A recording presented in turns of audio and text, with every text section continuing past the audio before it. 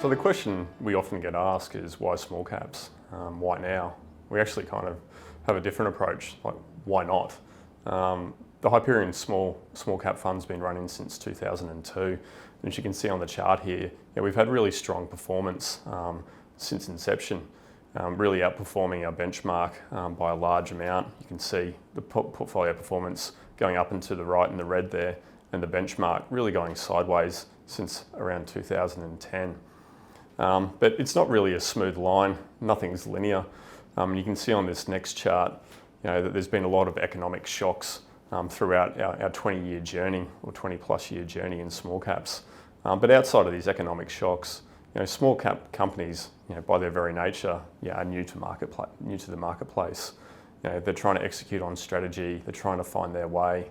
But if you can find some really high quality companies and invest in them over the longer term, you can really supersize your returns.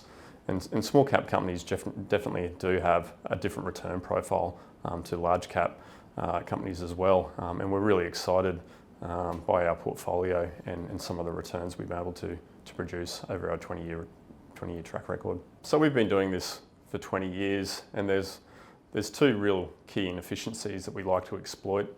The first of which is what we call the time arbitrage, and that's effectively taking a longer term approach or a longer term view than the market. So for an example, if Hyperion would forecast a company to have potentially 15% per annum sales and earnings growth over 10 years per annum, the market might take a shorter term view on that, and they might say that we're doing 15% on year one, and then they might reduce that to 10% in year two, and then if they're actually following the company in year three, they might revert that to the mean all the way back down to maybe 5 or 6%. But in actual fact, if you can find some really high quality businesses that have persistent sales, persistent earnings growth, can retain that return on capital for longer periods, there's no reason why they can't do that 15% per annum for 10 years and beyond. It's just taking a longer term view than what the market does. And the second of which is what we call the quality anomaly. And that's really exploiting false narratives in the marketplace.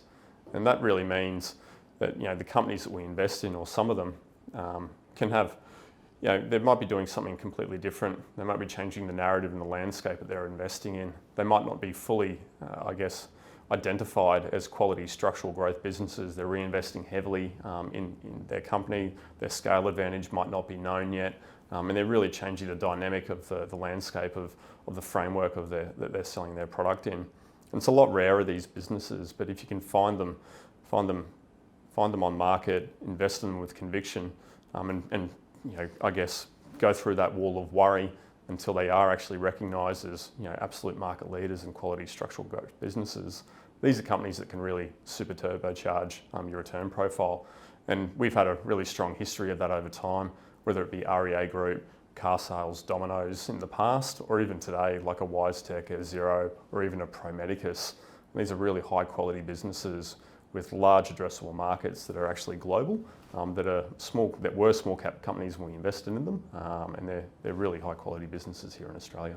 We take everything on a risk adjusted internal rate of return basis in our portfolio, the IRR of our portfolio.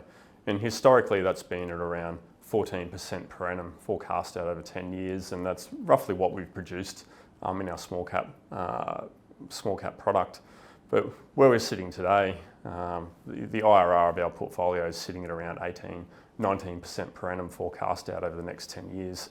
And what that really means is if we're correct in our assumptions, in our forecasting ability, and our companies execute as we expect them to do, the return profile of our small cap product should be around that 18 or 19%, all things being equal. And so while equity markets, there's a lot of noise in there, we like to take that longer term focus. We like to invest in those really high quality businesses. And if we can produce a return profile that's in and around that 18% that we're forecasting, I think it's a really, really strong, compelling opportunity to invest in our small cap product today.